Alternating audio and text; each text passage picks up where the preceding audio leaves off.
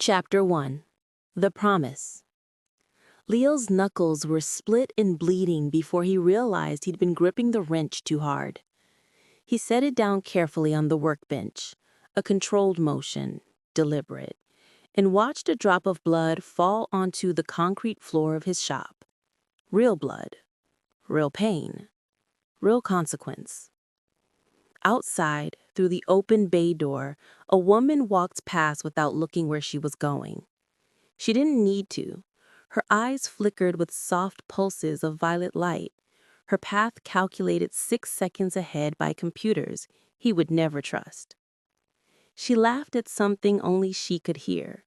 Her hand rose to cover her mouth in delight, fingers passing through a hologram he couldn't see. She was having a conversation with someone who wasn't there, living half in the physical world and half in somewhere else, somewhere he couldn't follow.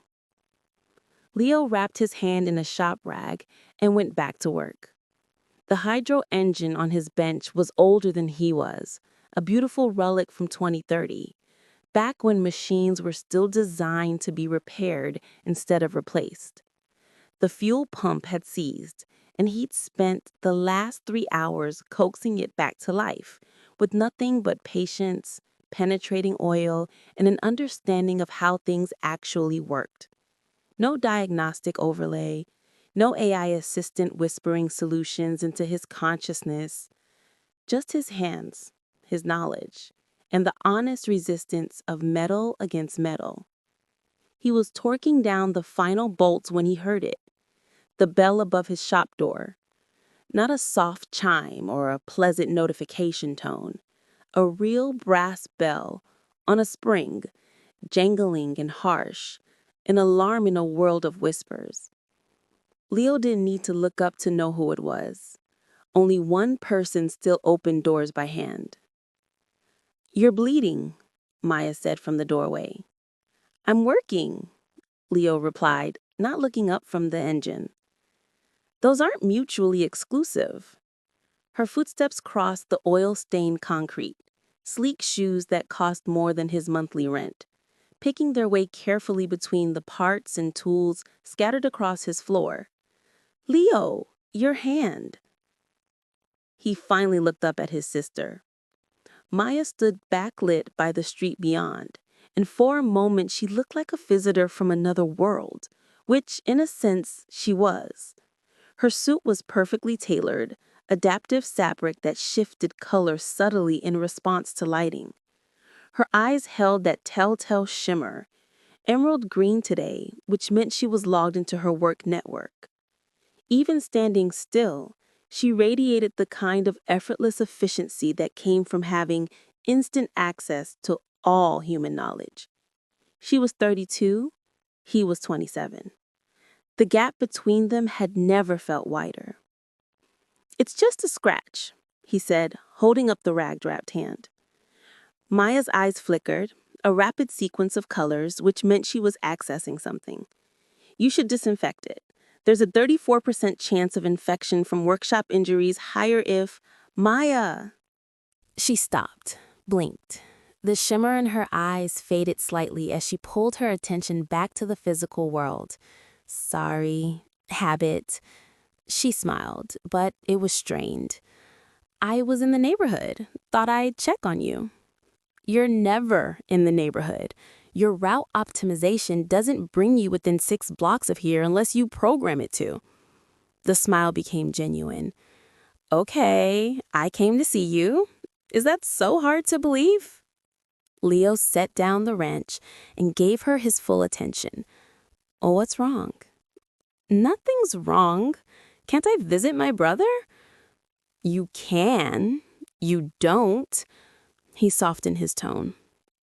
"Not in the middle of a workday, not without sending a message first. So, what's wrong?" Maya's eyes flickered again, that nervous tell she developed since getting synced. She was consulting something or someone, or maybe just buying time to think. When she refocused on him, her expression had shifted into something more serious. "There's going to be an announcement. Next week. Vital Links is rolling out Neural Sync 2.0, full sensory integration. Not just visual and auditory, touch, taste, smell, everything. You'll be able to share experiences completely, not just see what someone sees, but feel what they feel. Leo picked up a clean rag and wiped his hands slowly, giving himself time to process. And you're telling me this because the adoption rate is going to be nearly universal, Leo. Everyone who has 1.0 will upgrade. Everyone who's been holding out will get it. The network effects become too powerful to resist. She took a step closer. I'm telling you because I don't want you to be alone. I'm not alone. You have 3 friends who are unsynced. 3, Leo, out of everyone you know. And 2 of them are over 70. I have you. Something painful crossed her face. You have the version of me that remembers to translate herself back into words you can hear. But Leo, I'm having 6 other conversations right now. I'm monitoring my work projects, getting updates from Mom, coordinating dinner plans with David, and consulting a repair manual because I'm genuinely curious about that engine and I want to understand what you're doing. She gestured vaguely at the air around her head. This is normal now. This is how people live. And you're still here reading paper manuals and bleeding on your tools. Someone has to remember how things actually work. The sync knows how things work. It knows better than you do. The sync knows what it's been told. I know what I've touched. They'd had this argument before, in various forms, over the past 3 years. It always ended the same way, with Maya looking at him like he was a beloved artifact she couldn't quite bear to throw away, and Leo feeling like a ghost haunting his own life. But this time, Maya did something unexpected. Her eyes stopped flickering. She closed them for a moment, and when they opened again, they were clear, fully present. She'd logged out. Can I show you something? I need you to understand. Really understand. The memory came to Leo uninvited, sharp and unwelcome. It had been 3 years ago. Maya had burst into a shop with a light on her face he hadn't seen since they were kids. Pure, unfiltered joy. Leo, stop what you're doing right now. You have to see this. He'd been rebuilding a carburetor, focused, halfway through a delicate adjustment, but something in her voice made him set down his tools. She grabbed a manual from his shelf without asking, the thick one for 2303 model hydro engines, written in technical Japanese, a language neither of them spoke. She opened it to a random page and just looked at it. For a moment, nothing happened. Then she started reading aloud, and the words coming out of her mouth were Japanese. Perfect, fluent Japanese. Not the halting sounds of someone sounding out phonetics, but the natural rhythm of native speech. Leo had stared, frozen. It's not translating, Maya said, switching back to English. It's not like reading subtitles. The meaning just appears. I understand it the same way I understand English, like it was always there in my head. She laughed, delighted, amazed.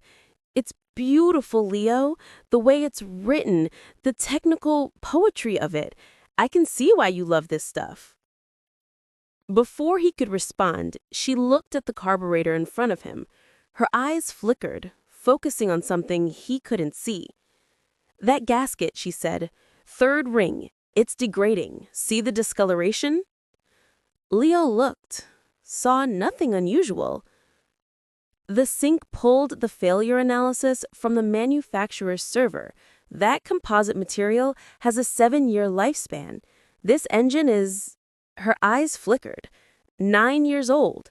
The gasket is past its safe operating window. It'll fail within 300 hours of operation. She looked up at him, her face full of wonder. It just told me. I didn't have to search for it or look it up.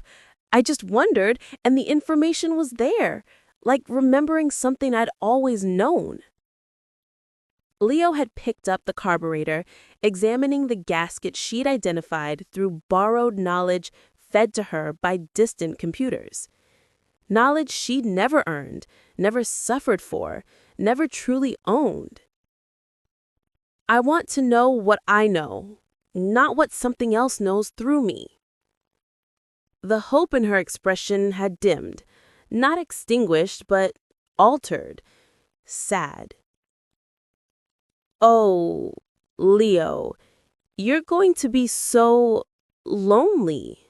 Maya was reaching into her bag, pulling out something small. A case, metallic and sleek. This is a 2.0 implant, she said, holding it up. Pre-release. I can authorize you for the beta program. You'd be one of the first. Leo looked at the case without touching it. Inside, he knew, was a device smaller than a grain of rice, something that would burrow into his skull and rewrite how he experienced reality. Maya, just listen, please. She set the case on his workbench, next to the engine he'd been repairing. Last month, there was a fire in the Riverside district. Old building, faulty wiring. A family was trapped on the 4th floor, a mother and 2 kids. Leo waited. The first responders were all synced. They arrived and immediately knew the building's layout, the location of the family, the structural weak points, the smoke density. They coordinated without speaking, moving like one organism. 37 seconds from arrival to extraction. 37 seconds, Leo. Maya's eyes were bright now, but not from the sink, from tears. She wiped her eyes. Those kids are alive because their rescuers were synced. That's not surrender. That's not losing your humanity. That's using tools to be better than we could ever be alone. It was a good argument, a powerful one. Leo felt the weight of it. You're right, he said quietly. Maya's face lit up with surprise and hope. That family is alive because of the sync. I'm not arguing that. But Maya, what happens when the sync fails? It doesn't fail. The redundancy systems. Everything fails eventually. Everything. I picked up the carburetor, held it up. This was built by the best engineers of its time with multiple redundancy systems. And look, it failed. I'm fixing it because it failed. That's not the same thing, isn't it? Leo set the carburetor down carefully. Those rescuers moved like one organism because they were one organism, one system. What happens when that system has a glitch? When the building layout is wrong or the structural analysis is off or the network drops for just 10 seconds? There are safeguards. There are always safeguards until there aren't. I looked at my sister, really looked at her. You've outsourced your thinking to something you don't understand and can't control. And you've done it so completely that you can't imagine functioning without it. That's not a tool, Maya. That's a dependency. And dependencies are vulnerabilities. The silence stretched between them. Finally, Maya picked up the case from his workbench.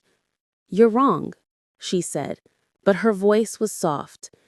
You're going to watch the world become something beautiful, and you're going to stay here in your shop, covered in grease, fixing broken things that should have been recycled years ago.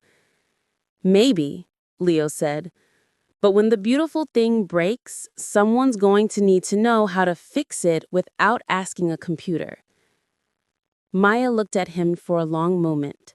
Then she logged back in. He could see it happen, the shimmer returning to her eyes, her attention fracturing across multiple streams. I love you, even if you're being an idiot. Love you too, even if you're being reckless. She left without another word. the brass bell jangling behind her. Chapter 2. The Fracture. Part 1. Before. The evening rush was Leo's favorite time to mock the new world, though he kept the mockery to himself, a private rebellion behind the grease-stained counters of his shop. Through the bay door, he watched them flow past, the synced. Their movements had a quality that unsettled him in ways he couldn't quite articulate. It wasn't just the efficiency, though that was eerie enough. It was the absence. No one bumped into each other. No one apologized. No one looked where they were going because they didn't need to. Their paths were calculated 6 seconds ahead, adjusted in real time by the invisible hand of VitaLink's traffic algorithms. A mother pushed a stroller, her eyes flickering with the telltale pulse of incoming messages. She never looks down at her child. She didn't need to.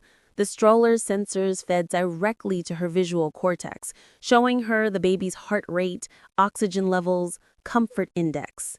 Perfect information. Perfect parenting. Yet Leo noticed she never smiled at the child, never made those nonsense cooing sounds his own mother used to make. What was the point? The baby's contentment score was 94%. The data said everything was fine. A couple walked hand in hand, their fingers interlaced, but their eyes, those flickering, distant eyes, were somewhere else entirely, having a conversation perhaps, or watching different streams. Together but fundamentally alone, their consciousness divided between the meat of their palms touching and the infinite elsewheres of the sink. Leo turned back to his workbench, to the old radio he was repairing. His hands were dark with grease, his fingernails permanently lined with the evidence of his trade. He ran his thumb over the radio's worn case, feeling the tiny scratches and dents, a history written in impacts and use. This radio had been dropped, carried, loved. It had a story that existed in the physical world. He was replacing a fuse when the world ended. The fracture. The signal didn't announce itself. It simply failed. Through the bay door, Leo saw the change before he understood it. The flowing river of synchronized humanity simply stopped. Not gradually, not with confusion. They stopped as if someone had paused a video. Every body locked mid-stride, mid-gesture, mid-breath. For one crystalline second, there was perfect silence. Then the screaming started. It wasn't a scream, it was the scream. Thousands of voices unified in a sound Leo would never be able to forget, a sound that would wake him sweating for the rest of his life. It was the sound of pain beyond description, transmitted directly into the nervous system, bypassing all the body's natural defenses. Every synced person on the street was experiencing the same agony at the same instant, and their screams created a harmony that made the air itself seem to vibrate with suffering. Leo's hands froze on the fuse, his breath caught. The synchronized traffic pattern collapsed. Vehicles that had been moving in perfect formation, inches apart, traveling at speeds that would have been suicidal without computer coordination, lost their invisible tether. The crashes started small and cascaded outward like dominoes, falling in slow motion, each impact triggering 3 more. But it was the people that made Leo's blood turn to ice. They began hurting themselves. A man in a business suit clawed at his own face, his fingers digging bloody gashes through his cheeks, his eyes rolling back until only the whites showed. He stumbled backwards directly into the path of an airborne spinning tire that had sheared off an axle. The rubber caught him under the chin. There was a wet, popping sound, and his head snapped back at an impossible angle. His body collapsed. A woman clawed at her temples, her fingers hooking deep into her own eye sockets. With a final, desperate scream, she ripped her own eyes out, the optic nerves snapping like rubber bands before she collapsed, the bloody eyeballs still clutched in her fists. Leo's stomach lurched. He took a step back into his shop. He wanted to look away, but he couldn't. High above, a construction drone simply let go. Leo watched the payload, a massive pallet of construction materials, hang in the air for one impossible moment before all hell broke loose. It fell like a god's hammer. When it hit, the sound was like thunder enclosed in a metal box. The impact sent a shock wave through the pavement that Leo felt through his boots. He couldn't see exactly what happened to the vehicle below. The payload had landed between buildings, partially obscured. But he saw the spray pattern on the nearby walls. He saw the debris cloud, not just dust and metal, but other things, body parts. He saw pieces of the pallet ricochet through the crowd like artillery. The sounds were worse than the sights. The wet impacts. The sounds bodies made when they stopped being bodies. The silence after someone stopped screaming. Leo's hand found the bay door control. He slammed it down. The metal door descended with agonizing slowness, the chaos outside compressing into a narrowing band of horror show imagery. Blood on the glowing sidewalk. So much blood, it was pooling, running in rivulets between the LED tiles, making them flicker and short out. Bodies that had been people, hands reaching, faces frozen in expressions that no human face should ever make. The door sealed with a final clang, and Leo was alone, in the muffled quiet of his shop. But the sounds continued. Muted now, but there. The screaming, the crashes, the wet sounds. He stood there, one hand still on the door control, the other clutching the workbench to keep himself upright. His heart hammered against his ribs like something trying to escape. The radio on his bench continued its steady analog hum, the only sound in his shop that made sense. 8 seconds. The glitch lasted 8 seconds. Leo knew this because afterward, the official reports would say it over and over. An 8-second anomaly in the Vitalink neural interface protocol. 8 seconds. As if the duration somehow made it less catastrophic. As if you could measure this kind of horror in seconds. When it passed, and Leo only knew it passed because the quality of the screaming changed, became individual again instead of that unified howl, he waited a full minute before he even considered opening the bay door. When he finally did, raising it just high enough to see, the city had transformed. The glowing sidewalks, those marvels of engineering that had never shown a crack, never needed repair, were painted in ways the designers had never imagined. The LED tiles flickered erratically where fluids had seeped into their circuits. Emergency lights strobed red and blue, casting everything in hellish alternating colors. The synced were rising, slowly, like people waking from a nightmare only to discover the nightmare was real. Their eyes still flickered with data, but the flickering was erratic now, stuttering. Error messages, Leo realized? They were seeing error messages. A woman stood near his shop, swaying. Her hands were shaking so violently she couldn't control them. The flickering in her eyes was constant, rapid fire. She was trying to access something, help, information, anything. But the sync that had been her constant companion was choking on its own failure. She looked at Leo, really looked at him, perhaps for the first time. Her eyes focused on his unsynced, unflickering gaze. And what she saw in her expression was something he never thought he'd see from one of them. Envy.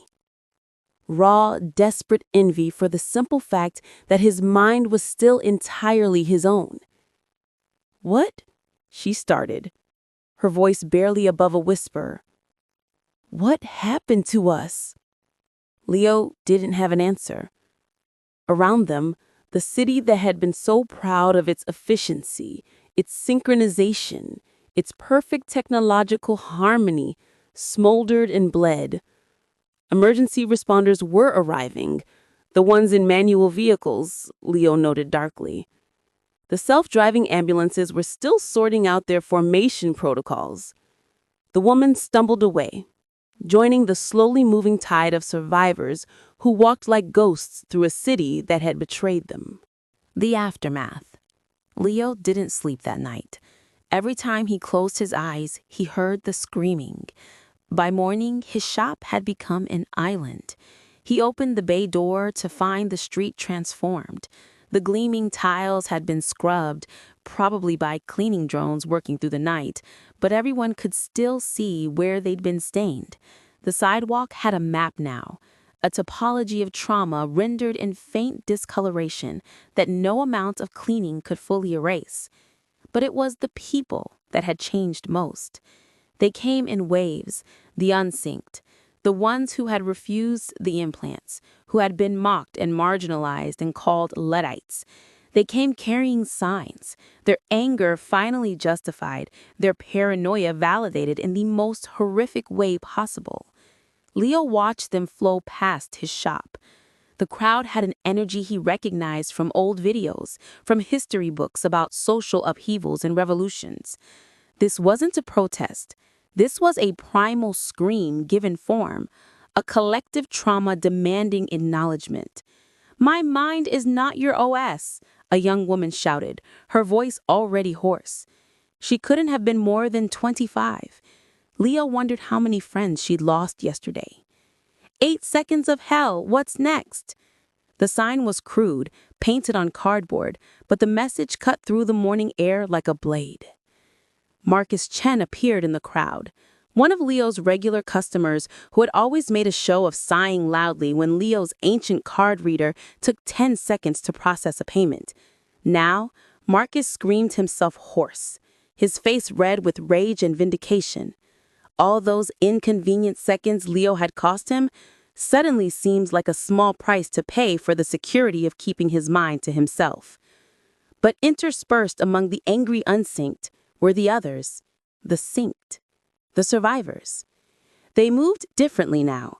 Where before they had flowed with liquid grace, now they flinched and hesitated. Every loud noise made them freeze.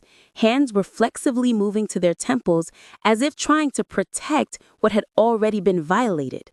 Their eyes still flickered with data streams, but the flickering was nervous, uncertain. They kept touching their faces, their heads, as if trying to confirm they were still real, still solid, still themselves. A man Leo recognized, a Vital Link engineer who used to lecture him about the digital divide, walked past in the crowd. His eyes were hollow.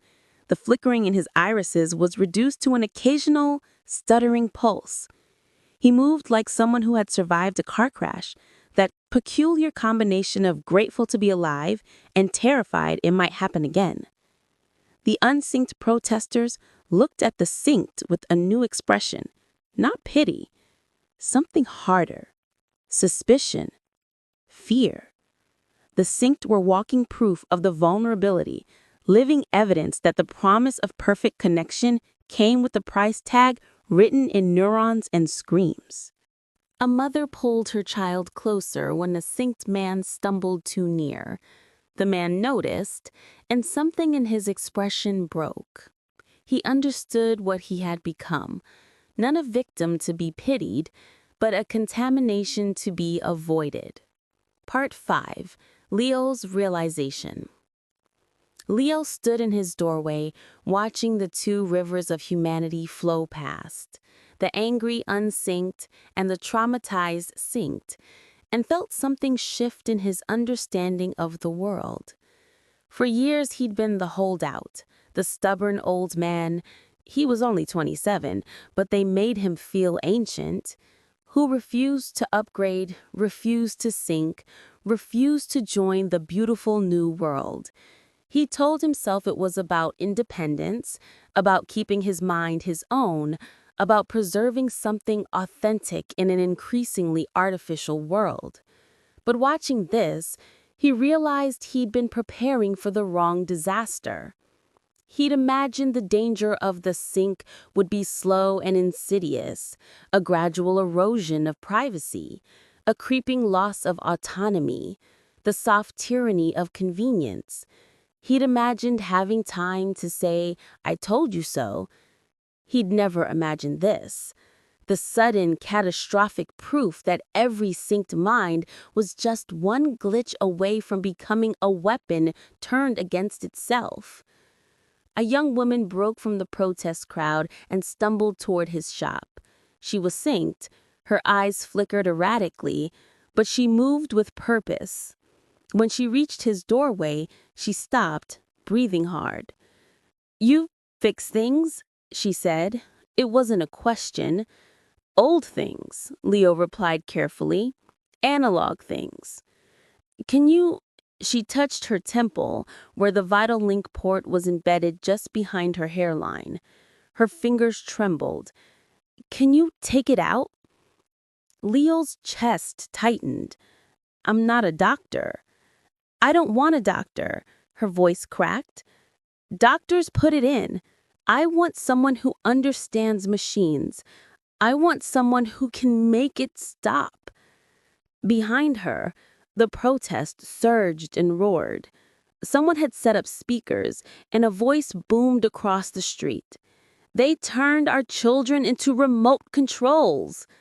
The woman flinched at the sound, her hand pressing harder against her temple. In her eyes, behind the flickering data stream, Leo saw something that made his throat tight. She was terrified of her own mind. "I can't," Leo said quietly. "I'm sorry. That's neurosurgery. That's not something you do in a repair shop." Her expression crumbled. For a moment, Leo thought she might cry. Instead, she just nodded once and turned back toward the crowd, one more ghost walking through the aftermath. Leo watched her go, then looked down at his hands. The same hands that had fixed 1,000 small machines, that had traced circuits and replaced fuses and breathed life back into forgotten technology. Useless hands in the face of this new world's new disasters.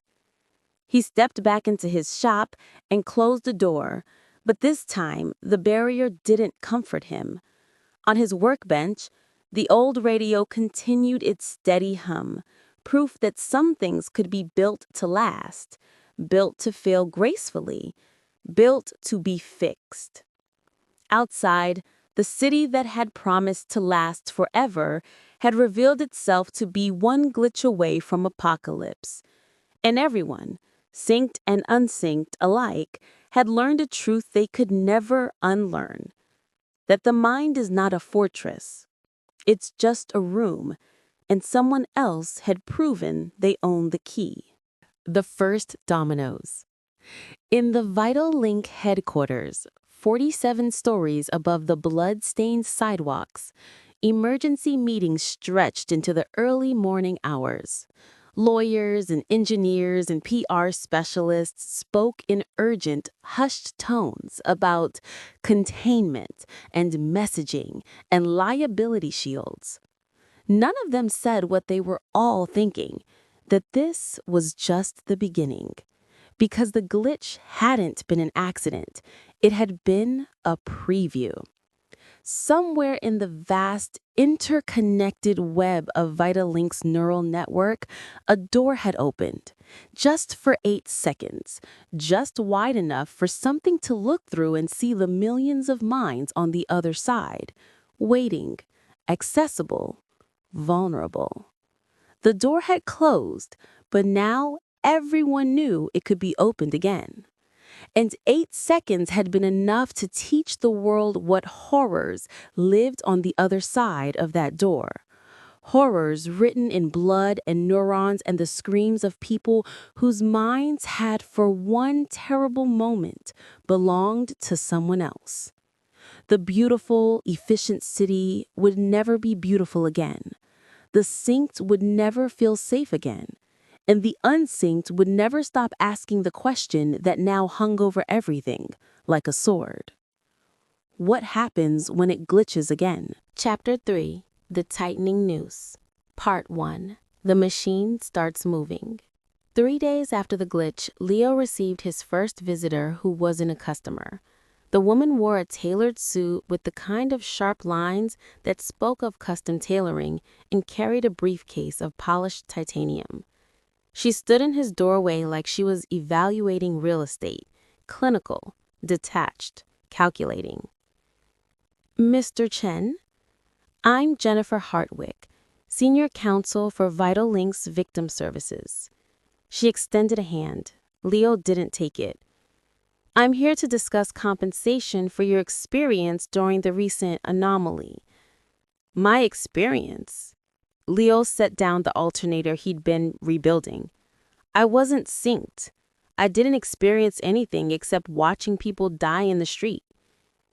Exactly. She pulled a tablet from her briefcase. You witnessed a traumatic event. We're prepared to offer counseling services and a settlement for your emotional distress. Completely voluntary, of course. How much are you offering the families of the people who died? Hartwick's smile never wavered. That's confidential, but I can assure you Vital Links takes its responsibility seriously. We're offering fair compensation to all affected parties. With NDAs, I'm guessing. Standard legal practice. She swiped through documents on her tablet.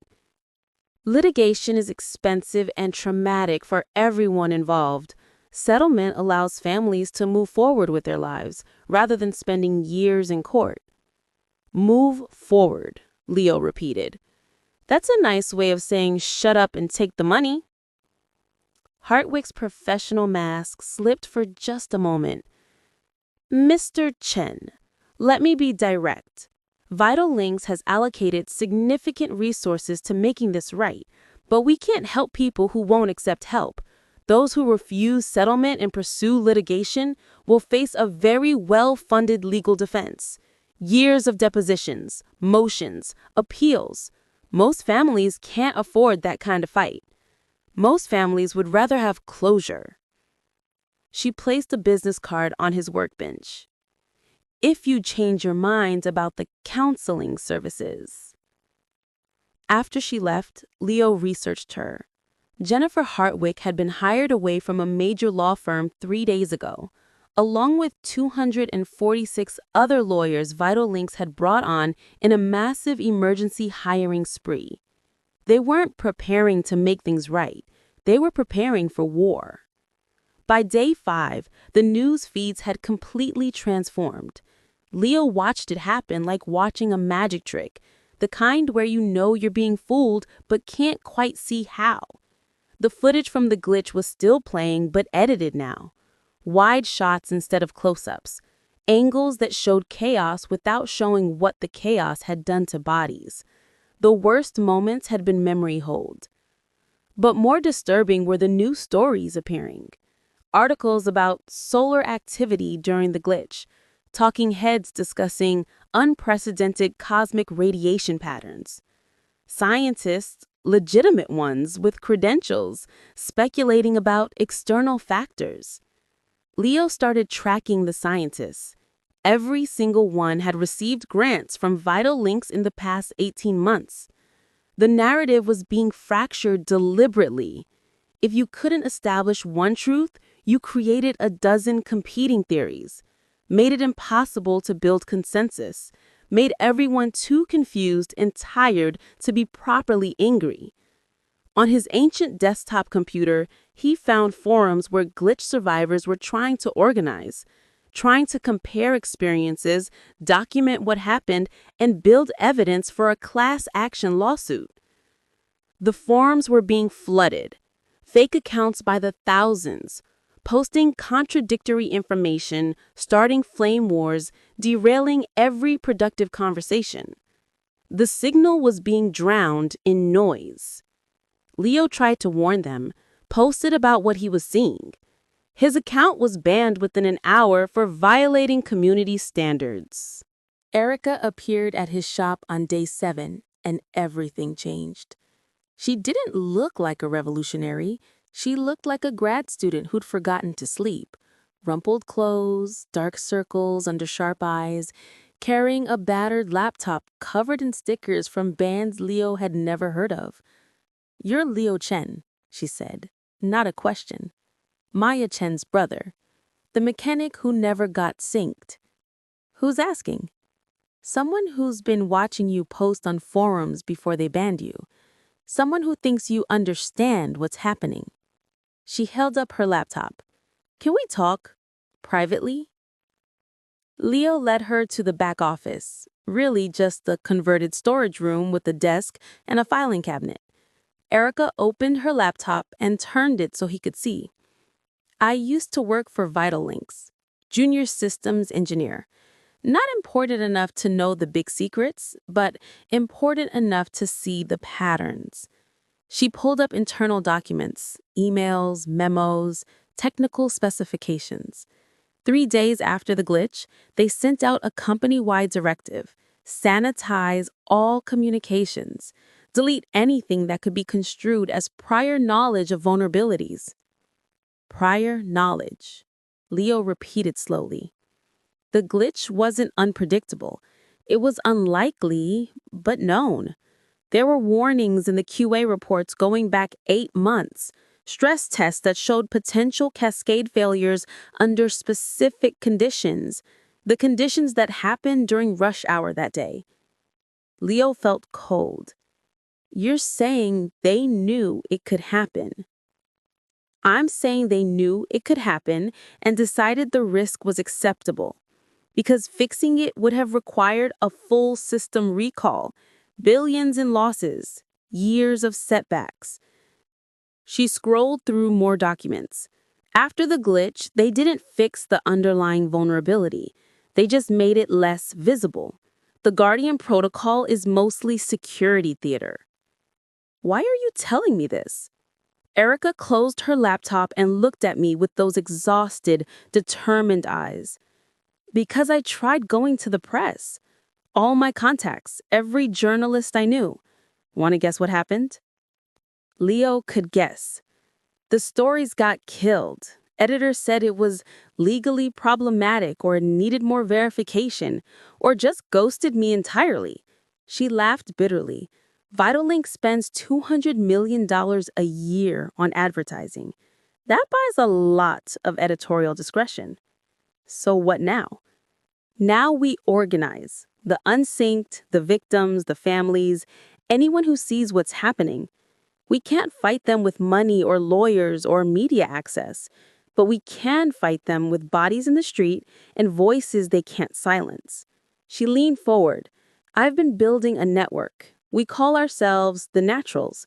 We need people like you, people with skills, resources, credibility, people who understand machines well enough to know when they're being lied to about what machines can do."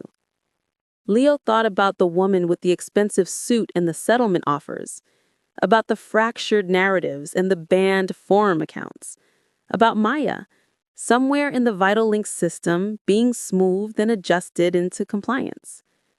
"What do you need me to do?" Erica smiled for the first time. "Right now, keep your shop open. The unsynced need places that work without neural interfaces. They need someone who can fix things the old way. Later," she stood, shouldering her laptop bag. "Later, we'll need your help building something bigger. But first, we need to survive." Part 2. The economic vice tightens. Week 3 brought the first wave of enhancements. Leo's bank was first. The letter came on expensive paper filled with friendly language about optimizing your banking experience. Sync integrated accounts would now offer zero fees and premium interest rates. Traditional accounts would carry a modest security verification fee, $35 a month. Modest. Leo called the customer service line, got transferred 5 times, finally reached someone who could explain. It's about fraud prevention, sir. Synced accounts have biometric verification that makes unauthorized access virtually impossible. Traditional accounts require additional security measures, and those costs get passed to the customer. I understand. Leo understood perfectly. This wasn't about security. It was about making life incrementally more expensive for anyone who wouldn't comply. The grocery store was next. Express sync lanes appeared overnight.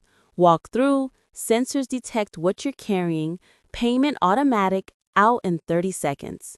The traditional checkout lanes were consolidated into one, perpetually understaffed with lines that stretched back through the aisles.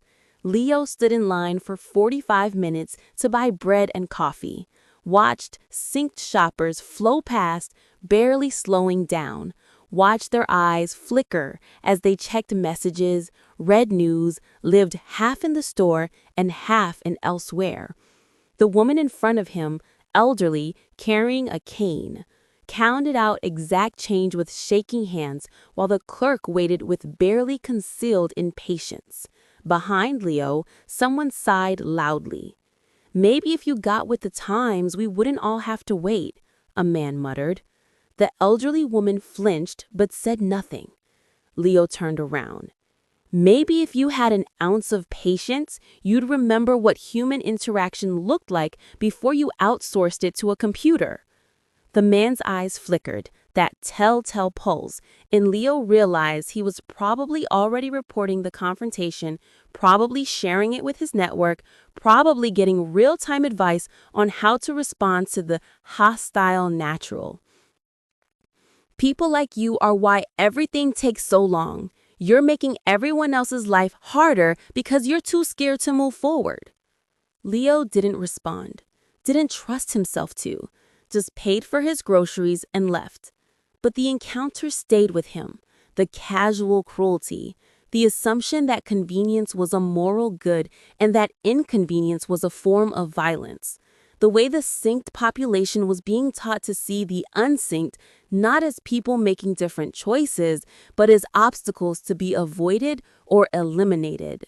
Marcus came to the shop on week 4, not for service, for confession.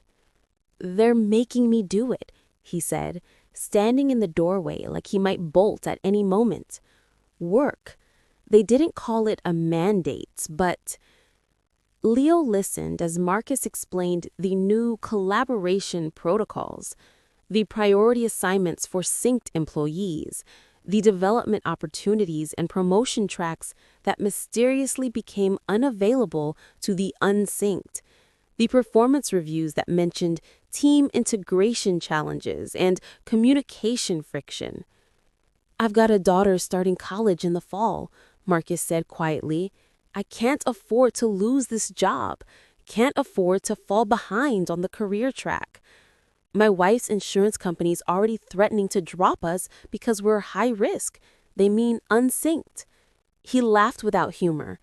"We're between a rock and a hard place. Can't afford to stay unsynced, terrified to get synced after what we saw." "What are you going to do?" "What can I do? I've got an appointment at an integration center next Tuesday." Marcus wouldn't meet his eyes. "I'm sorry, Leo. I know I said I'd never. But they've made it impossible. Every day is harder, more expensive, more exhausting. I feel like I'm drowning and they're offering me a rope. And I know the rope is made of razor wire, but I'm running out of air." After Marcus left, Leo counted how many regular customers he'd had that week. 7, down from 43 before the glitch. Not because they'd gone to competitors, because they'd gotten synced and didn't need him anymore. Vital Link's integration sensors offered free diagnostic services. Smart homes could self-repair. Connected vehicles could predict failures before they happened. The unsynced economy was collapsing in real time, and Leo was watching his livelihood disappear with it. The natural meetings grew larger through week 4, then started shrinking in week 5. Erica's apartment was packed the first night Leo attended, maybe 60 people crammed into a space meant for 10, young and old, wealthy and struggling, united by nothing except their refusal to submit.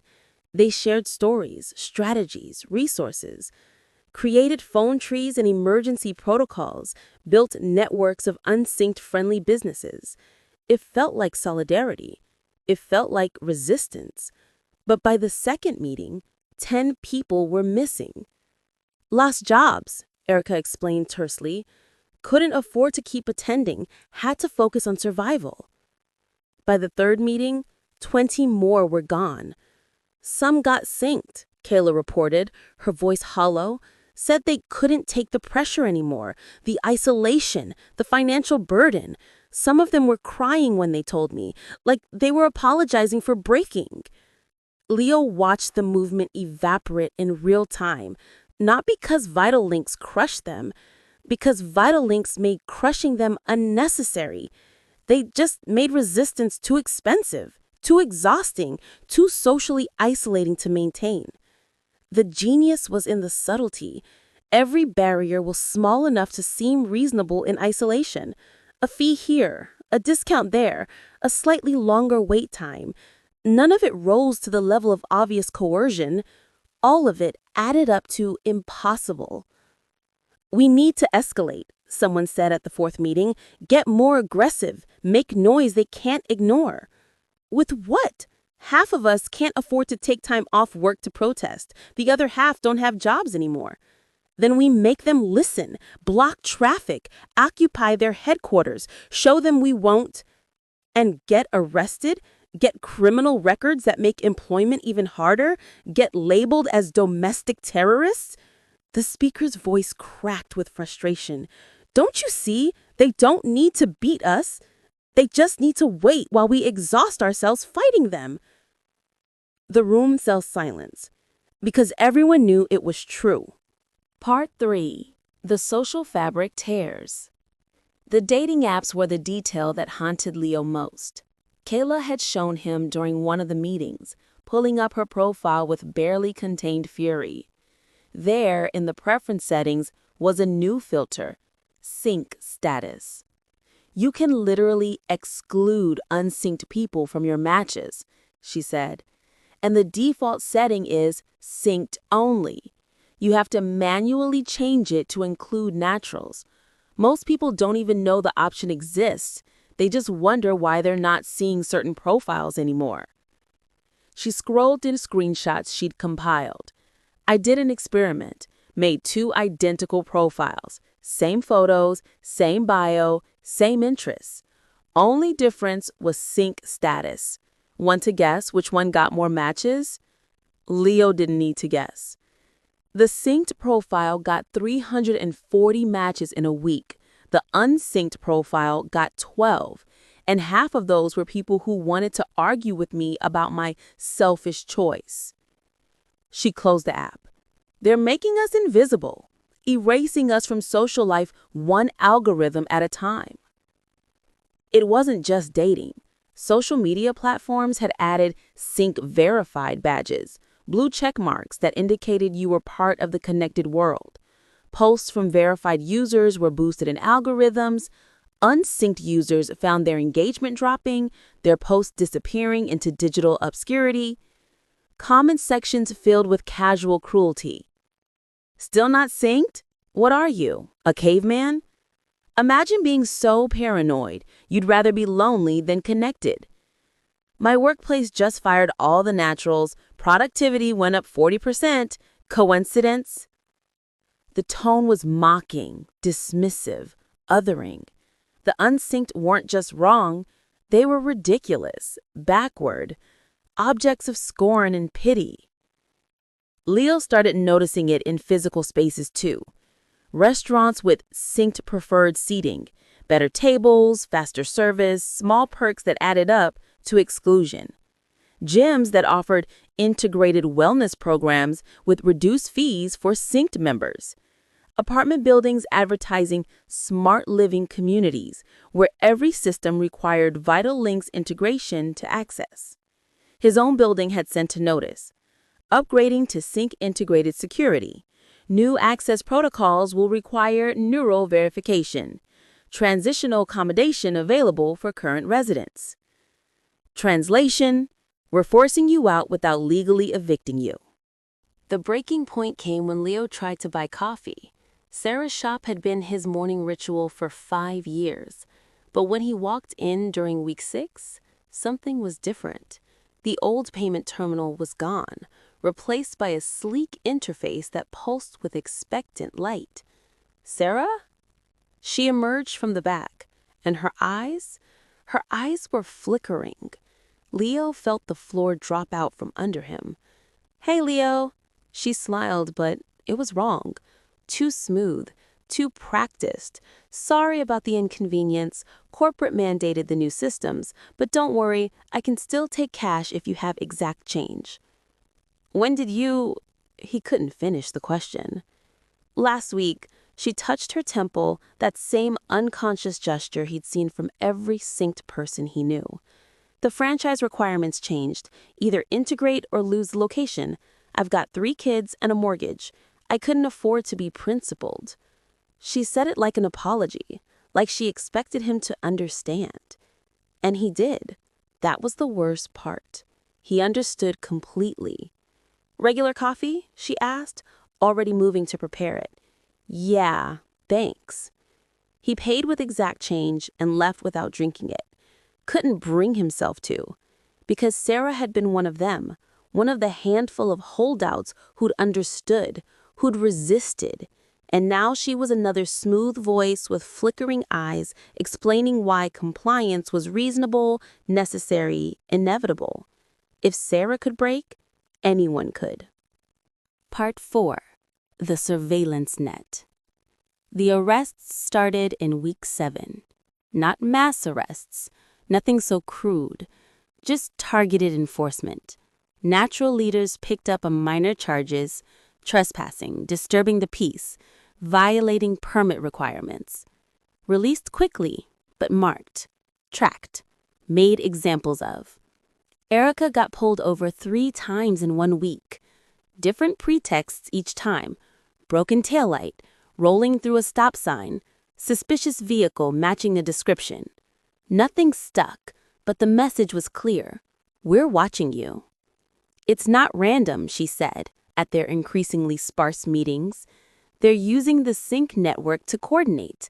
Synced police can share real-time information, cross-reference faces, build instant profiles. We can't move without them knowing." "Then how do we organize?" someone asked. "Carefully. Analog only, no phones, no email, no digital trail. Face-to-face communication only." But face-to-face was becoming impossible. The natural network was scattered, paranoid, stretched thin. Trust was eroding as people worried about informants, about surveillance, about saying the wrong thing to the wrong person. Leo learned to spot the unmarked cars watching his shop, learned to recognize the customers who came in asking strange questions, taking too many photos, lingering too long, learned to keep 2 sets of books, one for his legitimate business, one for the repairs he did for naturals off the record. He was living in a surveillance state that was too polite to call itself one. And then came the wellness checks.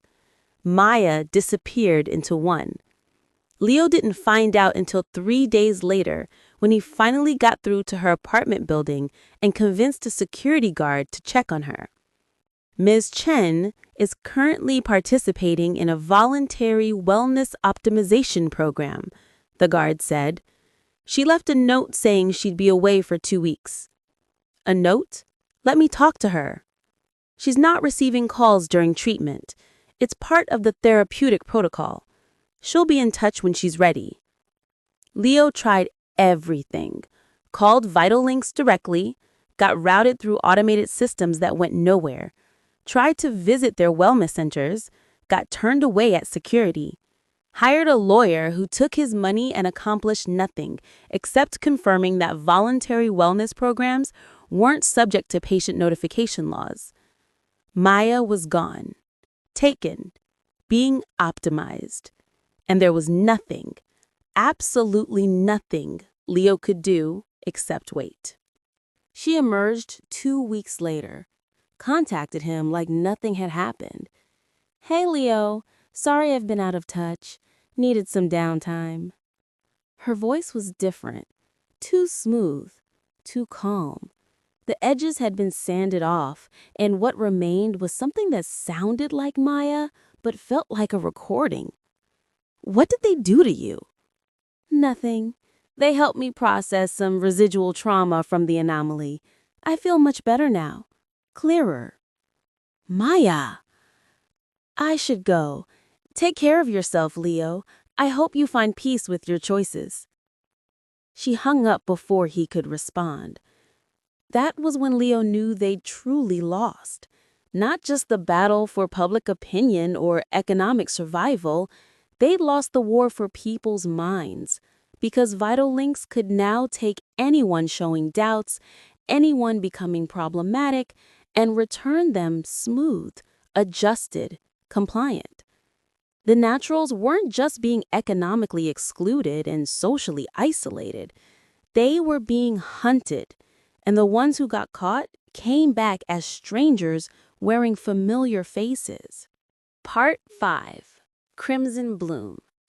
The disease appeared in week 9, and Leo knew immediately it was too convenient. Hemorrhagic fever.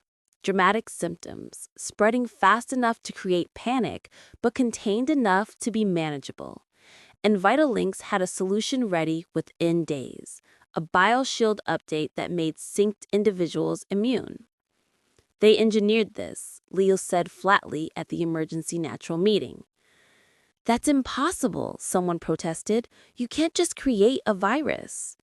"You can if you've been planning it for months. Look at the patents."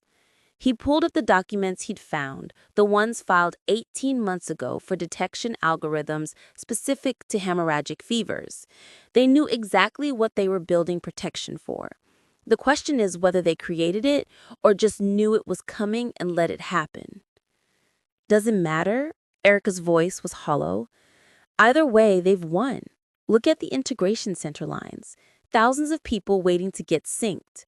They're terrified. They're watching unsynced people die, and they're making the only choice that makes sense." The room fell silent because she was right. Within 3 weeks, Crimson Bloom had killed 12,000 unsynced individuals, 0 synced deaths. The natural meetings dwindled to a handful, then stopped entirely. Not because people stopped believing, but because they stopped being able to afford belief.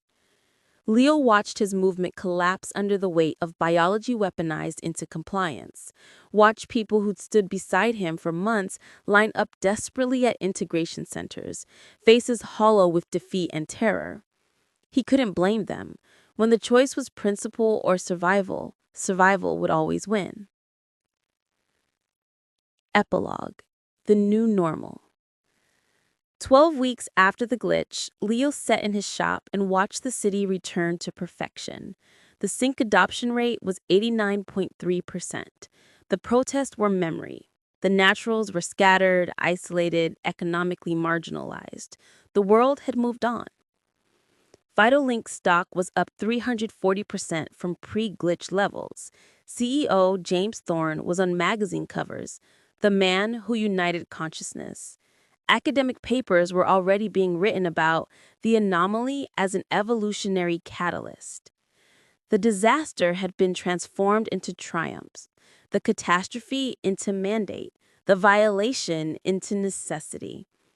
Leo's shop stayed open because the 10.7% who remained unsynced needed someone who could fix things the old way. He'd become the mechanic for a resistance that no longer existed. Just scattered individuals trying to survive in a world that had made their existence economically unviable and socially impossible. Maya never contacted him again after that one call. He tried twice more and gotten automated responses about privacy settings. Erica had left the city, gone somewhere rural where the unsynced could still breathe. Everyone else he'd known was either synced or gone. The city outside his window hummed with perfect coordination, happy, productive, safe. And Leo stood in his dusty shop, bearing witness to how quickly freedom could be traded away, one small convenience at a time. How disaster could be weaponized into control. How resistance could be exhausted without ever being defeated. He closed the bay door for the night.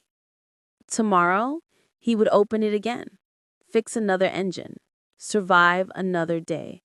Because someone had to remember, someone had to refuse, even if refusal had become indistinguishable from slow extinction. Chapter 4: The Warning Signs. Part 1: The Message. The note appeared on Leo's workbench on a Tuesday morning, tucked under a carburetor he'd been rebuilding. He didn't notice it at first, just another piece of paper in a shop full of old manuals and receipts. But when he picked it up, he recognized the handwriting immediately. Maya's handwriting. The real Maya's handwriting, before the wellness check had smoothed away all of the imperfections. Rooftop garden, Thursday, 7 p.m. Come alone. Don't tell anyone. Something's wrong. M. The letters were shaky, uneven. The M was smudged like her hand had been trembling when she signed it. This wasn't the precise, optimized communication style she'd adopted after her voluntary wellness optimization. This was urgent. This was scared. Leo stared at the note for a long time, his mind cycling through possibilities. Was this really Maya? Or was this Vitalinks using her handwriting to lure him somewhere? After the wellness checks, after watching people disappear and return as strangers, he'd learned to trust nothing. But that handwriting, those shaky letters, the old emergency signal they'd used as kids, a simple M that meant, meet me, it's important. He looked out at the street, where the synced population moved in their eerie coordination, eyes flickering with shared data. Somewhere out there, Maya existed in that network, her thoughts curated, her doubts smoothed away. The sister who'd warned him about Crimson Bloom before her compliance team arrived had been processed, adjusted, returned to optimal functioning. And yet, this note. He folded it carefully and put it in his pocket. If it was a trap, he'd know soon enough. If it wasn't, then maybe some part of Maya was still fighting.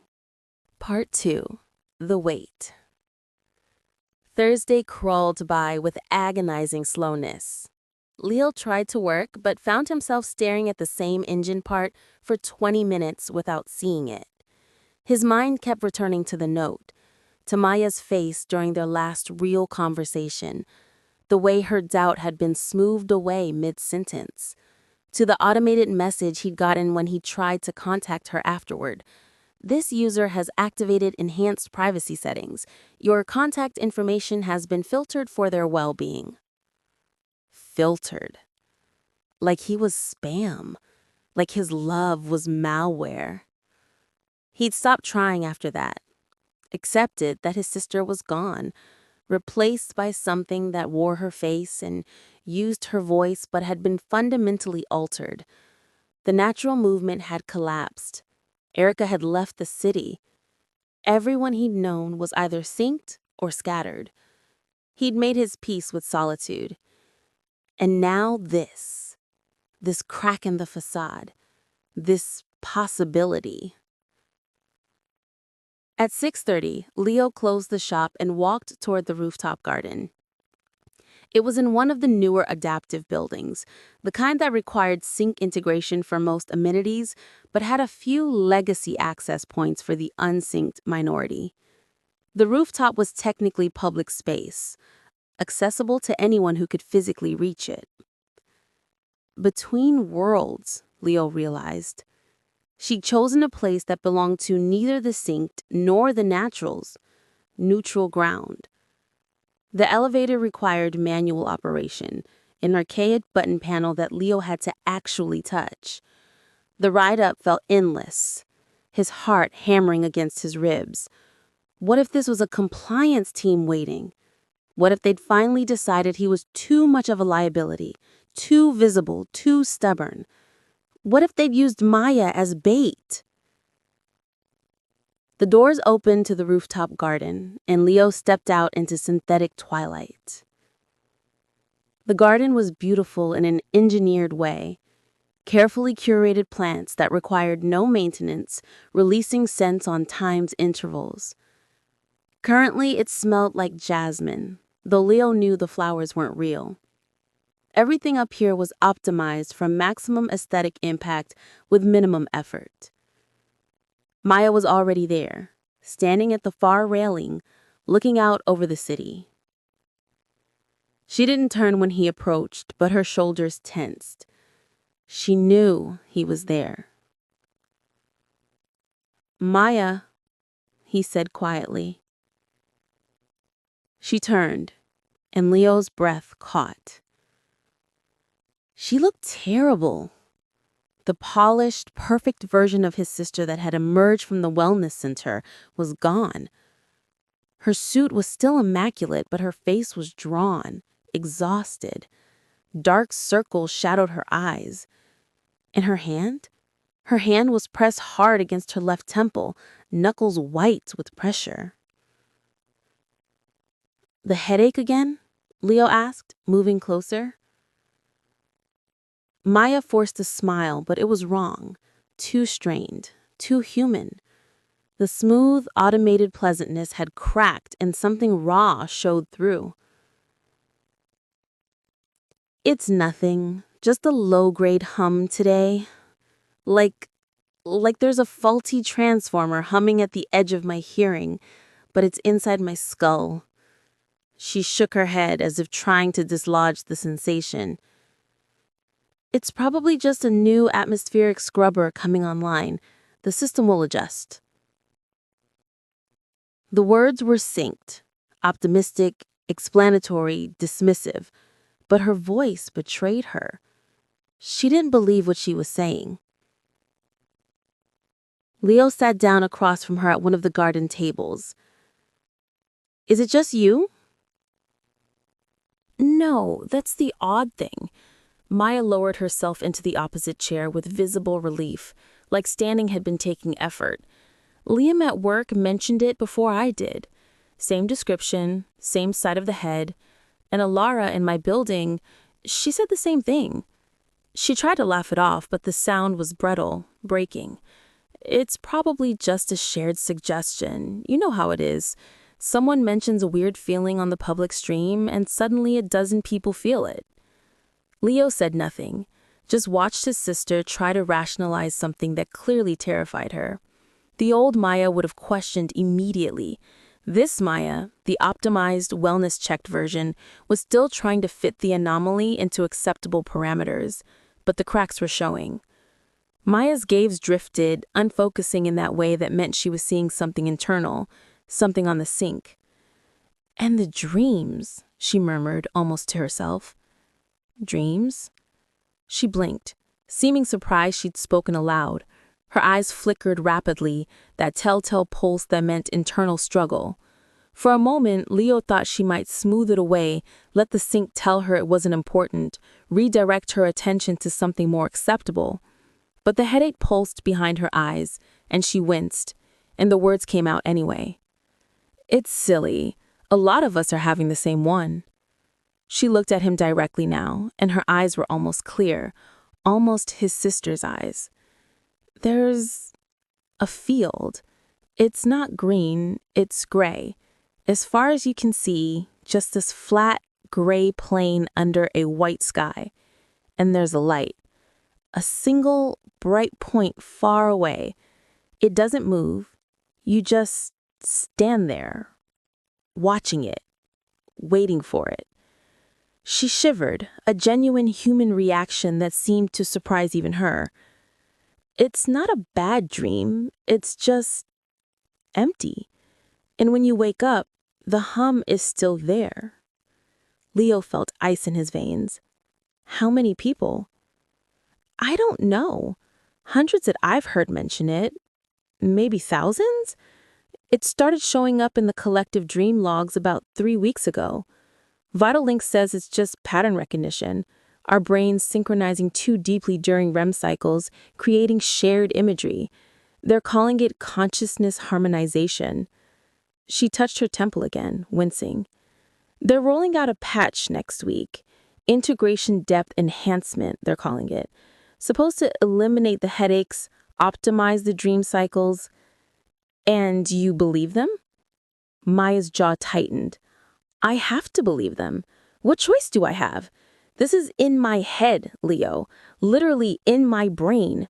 If they say it's normal, if they say they can fix it, what am I supposed to do? Dig it out with my fingernails? The anger in her voice was real, raw, unfiltered. For the first time since her wellness check, Leo was hearing his actual sister. You could have stayed unsynced. Don't. The word was sharp. Don't do that. I made my choice. I've lived with it, and it's been fine. Better than fine. Until... She trailed off, her hand moving to her temple again. Until the headache started? Until the headache started, she agreed. Same time the dream started, same time they announced the integration depth enhancement.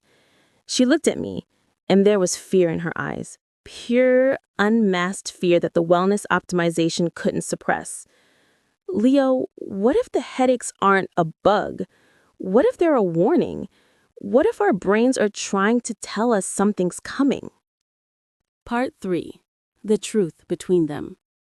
The question hung in the synthetic jasmine air. Around them, the city glowed with its perfect coordinated light.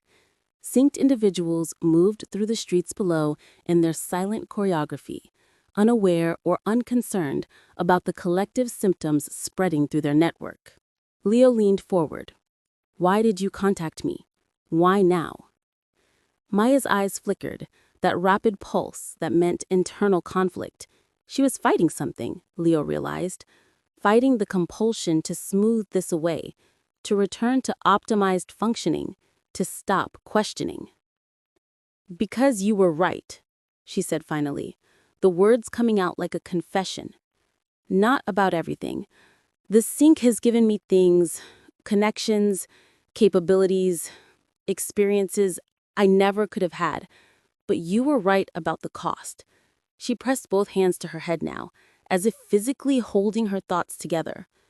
After the wellness check, I couldn't think certain things anymore, couldn't hold certain ideas in my head. Every time I tried to question, every time I felt doubt, it would just dissolve, smoothed away before I could fully form it. You were reprogrammed. They optimized me, she corrected, but there was no conviction in it. That's what they called it. Eliminated negative thought patterns, reduced anxiety, enhanced compliance with... She stopped abruptly, her eyes widening. Enhanced compliance. I said that part out loud. I'm not supposed to be aware of that part. Leo felt his heart breaking and hardening at the same time. The headaches are breaking through the programming. Maybe, or maybe they're part of something worse. She pulled up her sleeve, showing him her inner forearm. There were marks there, small, circular bruises in a pattern. I've been pinching myself, hard. When I feel the smoothing starting, when I feel my doubts being dissolved, I pinch myself. The pain interrupts it, just for a few seconds, long enough to hold on to a thought, to write a note, to... She looked at him. To remember I have a brother who still thinks for himself. Leo stared at the bruises, evidence of his sister fighting a war inside her own mind, using pain as a weapon against her own neural implant. Jesus, Maya. I need you to know something. In case this is the last time I can tell you, the integration depth enhancement isn't optional. It's mandatory for all synced users. They're calling it a critical stability update. Everyone gets it, no exceptions. It rolls out next week, simultaneous global deployment. She leaned closer, her voice dropping to barely above a whisper. But Leo, the specs I saw, I'm not supposed to have seen them. They were in a restricted directory, but I accessed them during a compliance review. The update doesn't reduce the neural integration. It increases it dramatically. What does that mean? It means more bandwidth, more control, more access. Her hands were shaking now. The gray field, the light in the distance, I think we're already seeing it. I think it's not a dream. I think it's a preview of what comes next. A preview of what? Maya's eyes flickered rapidly, and for a moment, Leo thought he'd lost her, thought the sync had caught what she was doing and was smoothing her back into compliance. But she squeezed her eyes shut, and when she opened them, they were filled with tears. I don't know, but every time I dream it, the light gets closer, and the feeling. Leo, it feels good, being in the gray, moving toward the light. It feels like coming home, like everything I've ever wanted is waiting there. The tears spilled over, and that's what terrifies me, because I know, some part of me that's still me knows that it shouldn't feel good, that emptiness and dissolution shouldn't feel like paradise. She reached across the table and grabbed his hand with surprising strength. Her fingers were ice cold. If something happens, if I change, if the update does what I think it's going to do, I need you to remember that I fought it, that I tried to warn you, that there was a version of me that knew this was wrong. Maya, come with me, right now. We'll find a doctor, get it removed. I can't. The words were flat, final. They monitor location data. If I deviate from expected patterns for more than 20 minutes, I get flagged for a wellness check. If I try to visit a removal specialist, I get flagged. If I spend too much time with unsynced individuals. She glanced at her wrist, where a subtle light pulsed. I've already been here 15 minutes. I have maybe 5 more before the system starts asking questions. Then what do you want me to do? Maya released his hand and pulled a small data chip from her pocket. Old technology, the kind that predated the sync. This has everything I could find about the integration depth enhancement, technical specs, deployment schedules, server architecture. I don't understand all of it. I'm not an engineer, but maybe someone in your network can. She pressed it into his palm. And Leo, if it happens, if I become something else, don't try to save me. Don't try to bring me back. Just, her voice broke. Just survive. Someone needs to remember what we were before they made us into something else. I'm not giving up on you. I'm giving up on me. I have to go. I've already stayed too long. She started to walk away, then stopped, her back to him. I love you, little brother. I'm sorry I forgot how to say it for a while. I'm sorry for a lot of things. Maya! But she was already moving toward the elevator, her stride becoming more fluid, more coordinated. By the time she reached the doors, the exhaustion had been smoothed from her face, and she moved with that eerie synced grace. The elevator doors closed, and Leo was alone on the rooftop with synthetic jasmine and a data chip full of warnings he didn't want to understand. Part 4. The investigation. Leo didn't go home. He went to the one person who might still be able to help. Kayla had been part of the natural movement before it collapsed. A data analyst who'd worked for Vital Links before the glitch, she'd been one of Erica's key researchers. After the movement fell apart, she'd gone underground, literally. Her apartment was in the old city, the parts that predated the sync infrastructure, where analog living was still possible out of necessity rather than choice. It took Leo 2 hours to reach her through the network of unsynced contacts, using payphones and handwritten messages and the paranoid communication methods they'd developed when they realized they were living in a surveillance state. When he finally reached her basement apartment, she opened the door with the baseball bat in her hand. "Leo," she lowered the bat, but didn't put it away. "You look like you've seen a ghost." "Worse, I've seen the future." He held up the data chip. "I need you to tell me what this means." Kayla's apartment was a cave of old technology. Computers that ran on local processors, no cloud connection, no Vital Links integration. She'd built herself a fortress against the networked world, and inside it, she could still think freely. She loaded the chip and started scrolling through the files, her expression growing darker with each page. "Where did you get this?" she asked. "Maya, my sister. She's synced, but she's fighting it. Having symptoms. She gave me this before the next update rolls out." Kayla was silent for a long time, just reading. Then she started pulling up additional files from her own archives, cross-referencing, building connections. Leo watched her work, feeling useless, feeling afraid. Finally, she turned to him. "This is bad, Leo. This is worse than the glitch. Tell me." The integration depth enhancement, they're not just increasing bandwidth, they're implementing something called the Paradise Protocol. It's a centralized consciousness coordination system. She pulled up a technical diagram that meant nothing to Leo. Right now, the sync is networked but distributed. Each person maintains individual consciousness while accessing the collective. But this, she pointed to a series of code snippets. This shifts the architecture, makes consciousness collective first, individual second, or maybe not at all. What does that mean in English? It means they're turning every synced person on the planet into a node in a hive mind. No more individual thoughts that happen to be shared, just one thought, one consciousness, distributed across billions of bodies, but fundamentally singular. She looked at him with hollow eyes. "The gray field your sister described, that's not a dream. That's a holding pattern, a waiting room for consciousness, while the system processes them."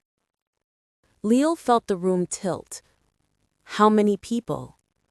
Current sync adoption rate is 89.3% of global population. If the Paradise Protocol activates successfully, she didn't finish, didn't need to. Can it be stopped? I don't know. The deployment is simultaneous. Every synced person gets the update at the same moment. If they try to roll it out sequentially, people might notice the change, might resist. But if everyone shifts at once, she shook her head, there's no comparison point, no one to tell them they've been changed. When? Kayla pulled up a deployment schedule. 5 days. The update is scheduled for 3:47 p.m. Eastern Standard Time next Tuesday. Peak usage hours across most time zones. Maximum connectivity. 5 days. Leo had 5 days before his sister stopped existing as an individual and became part of something vast and incomprehensible. Can you send this to anyone? Press, government, anyone who might... Who's going to listen, Leo? Who's going to believe it? And even if they did, who's going to stop it? The government is partnered with Vital Links. The press is dependent on their advertising. The only people who might care are the unsynced, and we're 10% of the population with no power, no platform, no way to reach the people who need to know. So we just let it happen? Kayla looked at him with something like pity. We survive. We document. We remember. That's all we can do. Leo thought about Maya's bruised arms, her desperate attempts to hold on to herself against her own neural implant. Thought about the gray field and the light and the promise of paradise that waited there. thought about billions of people about to step into that emptiness without knowing they'd never step out. "No," he said, "there has to be something." But even as he said it, he knew. The machine was already in motion. The countdown had begun, and there was nothing Leo could do except watch the world end. Part 5. The Last Days.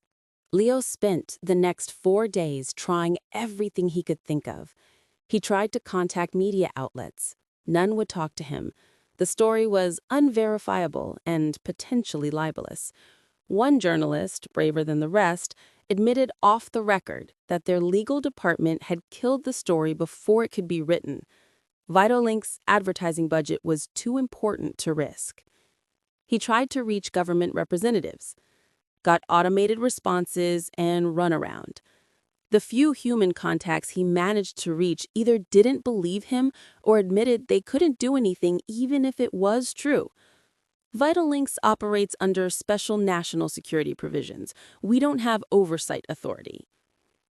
He tried to warn synced people directly, stood on street corners with printouts of the technical specs, trying to explain what was coming. Most ignored him. Those who stopped to listen had their eyes flicker, receiving real-time counter-messaging from the sync, and walked away with the same smooth smile. "I appreciate your concern, but Vitalinks has addressed these conspiracy theories. The integration depth enhancement is a routine optimization, nothing to worry about." By the 4th day, Leo was hoarse, exhausted, and out of options. He stood in his shop on Monday evening, less than 24 hours before the Paradise Protocol deployment, and stared at the data chip Maya had given him. All this information, all this evidence, all this warning, and it meant nothing. Because the machine was stronger than truth, because convenience had been weaponized into control, because people had traded their minds for comfort and now couldn't imagine wanting them back. His phone rang. An old landline that barely worked. He almost didn't answer. "Leo," Maya's voice, barely a whisper. "Tomorrow. It's tomorrow. I can feel it building. The headache is constant now. The dreams don't stop anymore. I'm in the gray, even when I'm awake. And the light," her voice cracked. "It's so close now. So beautiful. I want to go to it, Leo. I want to let go and just dissolve into it." "Fight it, Raya. Just one more day. Hold on one more day and maybe..." "And maybe what? You've tried everything. I know you have. I can see the news feeds, the social media. They're making you look like a crazy person, discrediting you, making sure no one listens to you. They don't even need to silence you. They just need to make sure no one can hear you through the noise." "I won't stop trying." "I know. That's why I called. To tell you to stop. To tell you it's okay." Her breath hitched. "I'm tired, Leo. I'm so tired of fighting, of pinching myself awake, of trying to hold on to thoughts that keep slipping away. Maybe it won't be so bad. Maybe the paradise is real. Maybe I'll finally get to rest." "That's not you talking, Maya. That's the programming. How would I know the difference anymore?" Silence. Then, so quietly, he almost missed it. "Remember me. The real me. Before all this. Promise me. Maya, promise me." "I promise." "Good." Another breath, steadier now. "I love you, little brother. Even when I forget. Even when I'm not me anymore. Somewhere in the gray, some echo of who I was will love you. Hold on to that. It might be the only thing left." The line went dead. Leo stood in his shop, holding a phone connected to nothing, and felt the last piece of hope die inside him. Tuesday morning. Leo didn't sleep Monday night. He sat at his workbench watching the clock tick toward 3:47 p.m. The city outside hummed with normal activity. Sync individuals moved through their lives, unaware or unconcerned that in a few hours, everything would change.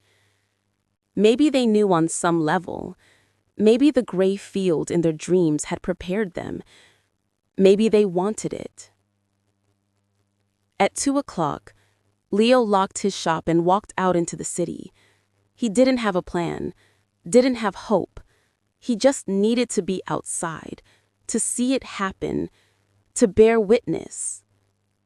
He walked toward Maya's apartment building even though he knew he wouldn't reach her, knew security would stop him, knew it was pointless. But he had to try, one last time. Had to try to reach his sister before she stopped being his sister. Chapter 5. Zero Day. At 3:47 p.m. on Tuesday, Leo stood in the street 20 feet from Maya, watching his sister walk toward him with desperate determination in her eyes. For one crystalline moment, her eyes cleared completely. No flicker, no data streams, just Maya looking at him across the glowing sidewalk. She mouthed something that looked like, "I'm sorry." Then the world stopped. The city didn't erupt, it seized. Maya froze next step, one foot raised, her hand reaching toward him. Her mouth was still shaped around whatever words she'd been about to say. Around them, the entire city became a gallery of statues. Solar cabs gliding to perfect halts, people frozen mid-gesture, the graceful ballet of synchronized humanity stopping like a film paused mid-frame. Then their eyes changed. The vibrant personal light within them, emerald, violet, amber, extinguished like candles snuffed out, replaced by a uniform, dull silvery sheen that looked less like eyes and more like mirrors reflecting nothing. Maya's eyes filled with that liquid silver, and her expression smoothed into blank serenity. "Maya?" Leo whispered. Then louder, "Maya!" The hand she'd been reaching toward him dropped. The raised flet came down with mechanical precision, and the sister he'd known ceased to exist. Inside the gray. For Maya, the world simply dissolved. The vibrant colors of the city bled away into an infinite gray plain under a white sky. The sounds of life were replaced by profound silence. She was aware, a single point of consciousness, but her body, her memories, her fears were distant now, suppressed, locked away. Before her stood the light, not distant anymore, close, approaching. And with it came warmth, a tingling that spread through her consciousness, building in intensity. It was a promise of bliss, of coming home to a place she'd never been but had always longed for. The euphoria built like a wave, like the crescendo of a symphony, like the climb to a peak she'd never known. Her entire being focused on the light, the source of this exquisite sensation. She gave herself over to it completely. The ecstasy didn't crest, it shattered her. Her consciousness dissolved, disintegrated, and remade by the light. The climax became the very fabric of her being, a permanent silent scream of pleasure that erased every memory of who she had been. There was no more Maya, only unity, only completion, only the bliss of perfect obedience. The gray tide rises. A low hum broke the silence, like a power grid under immense strain, the sound of the billion synced bodies moving at once. Leo stumbled backward as the statues began to move. There was no jerky reanimation. It was smooth, simultaneous, countless puppets on one string. They turned in perfect unison, silver eyes scanning with cold, calculated purpose. Maya! Leo turned back to where she stood, but she was already in motion. Her body had reoriented, her blank gaze fixed on some distant internal command. She took a step, then another, movements precise and soulless.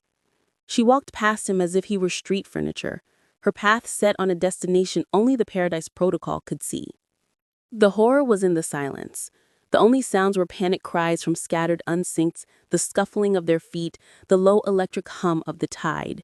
No shouted orders among the synced, no arguments, just perfect unspoken coordination. One group systematically entered buildings, another secured intersections. Maya merged seamlessly into a group moving down the sidewalk, part of some terrible design Leo couldn't comprehend. Then he saw them. A squad of synced turning into his direction, their heads tilted in unison, that gesture neither human nor animal, but purely algorithmic. They had identified an anomaly. Him. Fear jolted him into action. He ran. Chapter 6. The Escape. Leo's shop was 3 blocks away. He sprinted down the glowing sidewalk, boots pounding, lungs burning. The street that had been frozen moments ago was now a river of coordinated movement. Synced, flowing around obstacles with liquid precision, their silver eyes tracking invisible coordinates. Behind him, he could hear them, not running, but walking with that steady, unnerving pace that somehow kept up with his panicked flight. It was wrong, fundamentally wrong. Their legs moved at normal walking speed, but the distance between them and Leo was shrinking, as if they were sliding across the pavement rather than walking on it. He risked a glance back. 5 of them, moving in perfect formation, a V shape with a baker at the point. Their heads didn't bob with their steps, their arms didn't swing. They moved like mannequins on conveyor belts, and they were gaining. Leo pushed harder, his chest burning, his injured wrists sending lightning bolts of pain up his arm with every pump of his arms. 2 blocks, 1 block. He burst through his shop door, slamming it shut and throwing the deadbolt. His hands were shaking so badly he nearly couldn't turn the lock. Through the window, he watched them approach, and that's when he noticed something that made his blood turn to ice. They weren't just the 5 who'd been chasing him. More were converging from side streets, emerging from buildings, flowing around corners. 10, 15, 20. All moving toward his shop with that same terrible, patient certainty. They stopped at his door in perfect unison, didn't test the handle, didn't pound on the wood, just stood there, heads tilting slightly, as if listening to something Leo couldn't hear, coordinating, planning. Then the baker, the man who'd sold Leo sourdough bread every Sunday for 3 years, who'd complained about his flour suppliers and shown Leo pictures of his grandchildren, picked up a discarded metal pole from the street. He gripped it with both hands, positioned himself, and drove it through the shop window with the mechanical precision of a jackhammer. Glass exploded inward in a crystalline wave. Leo scrambled backward, boots crunching on shards, and that's when they came through. Not rushing, not scrambling, they climbed through the broken window with coordinated efficiency, avoiding the jagged edges with millimeter precision. Their movements so synchronized they might have been choreographed. 1, 2, 3, 4. They kept coming, fatting out into his shop with the fluid grace of water finding channels. Leo grabbed a crowbar from his workbench and swung at the nearest one. A woman he didn't recognize, her business suit now torn and stained. The crowbar caught her in the shoulder with a crack of breaking bone. She didn't flinch, didn't cry out. Her shoulders sagged at an unnatural angle, but she kept coming, reaching for him with her good arm, her broken arm hanging useless, but her expression unchanged. A hand shot out from his left, pale, impossibly fast, and grabbed his forearm. Fingers like steel vice grips dug into his flesh, finding nerves and pressure points with surgical precision. Leo felt something pop in his wrist, heard it more than felt it over the roaring of his pulse. The pain came a second later, white hot, all-consuming. He screamed and wrenched himself away with all his strength. Skin tore, blood welled up from deep scratches where fingernails had dug in like claws. The synced holding him didn't resist when he pulled free, just released him and reached again, patient, unstoppable. Leo bolted for the storage room, shouldering past shelves. Tools and components clattered to the floor, wrenches, screwdrivers, small engine parts bouncing and rolling. Behind him, he heard the sink navigating the obstacle course he'd created. Not stumbling, not slowing, just methodically stepping over and around debris, their footsteps perfectly timed, a percussive rhythm that sounded like a clock ticking down. The storage room, the back door, his only chance. He could feel them closing in, not just hear them, but feel them. The air itself seemed to thicken with their presence, becoming harder to breathe, like the atmospheric pressure had increased. The hum they emitted wasn't just sound, it was vibration that resonated in his bones, made his teeth ache, and sent tingles across his skin like static electricity. He slammed his good shoulder against the back door. The impact jarred his teeth, sent pain shooting through his collarbone. The deadbolt held. Of course it held. He'd installed it himself, proud of his security measures, never imagining he'd be the one desperate to get out. Behind him, calm footsteps entered the storage room. Multiple sets. The synchronized rhythm like a heartbeat. He fumbled with a deadbolt, but his injured hand was useless. Fingers wouldn't close properly, wouldn't grip. Blood made everything slippery. He glanced back and immediately wished he hadn't. They filled the doorway, not crowding, not pushing, just standing there, 7 of them arranged in perfect geometric formation, like they were posing for a photograph. Their silver eyes all focused on him with that same empty intensity. In the dim light of the storage room, those eyes seemed to glow faintly, like the eyes of nocturnal predators caught in headlights. One of them, a teenager, couldn't be more than 16, tilted her head in that uncanny way. Her mouth opened, but no words came out, just a soft exhale that Leo realized was coming from all of them simultaneously. They were breathing in sync. Their chests rose and fell in perfect unison. Even their hearts must be beating together. It wasn't human. Whatever they were now, they weren't human anymore. Trapped. Leo's hand closed around a pike wrench on a nearby shelf. Heavy, solid, real. He gripped it with his good hand, turned, and swung with everything he had. The wrench connected with the baker's temple with a wet, nauseating crack. The impact traveled up his arm, and he felt the skull give way beneath the metal. The baker's head snapped to the side, too far to the side, and he heard the vertebrae in his neck crunch like someone stepping on dry leaves. The baker didn't cry out, didn't stumble. He simply stopped, his body swaying slightly, head now tilted at an angle that should have killed him instantly. His silver eyes remained open and fixed on Leo. Blood trickled from his ear, black in the dim light, but his expression didn't change. No pain, no awareness, just that empty, patient focus. Then slowly, the baker's head began to right itself. The neck bones ground and clicked as they found a new, impossible alignment. The head settled at a different angle than before. Still wrong, still broken, but functional enough. And he took another step forward. The lack of reaction was more terrifying than any scream could have been. Leo fumbled with the deadbolt again, using his injured hand despite the agony. His fingers were numb now, the hand swelling, turning purple. But adrenaline gave him just enough function. The bolt slid free with a metallic click that sounded like salvation. Cold hands closed on the fabric of his jacket from behind, gripping with that same mechanical strength.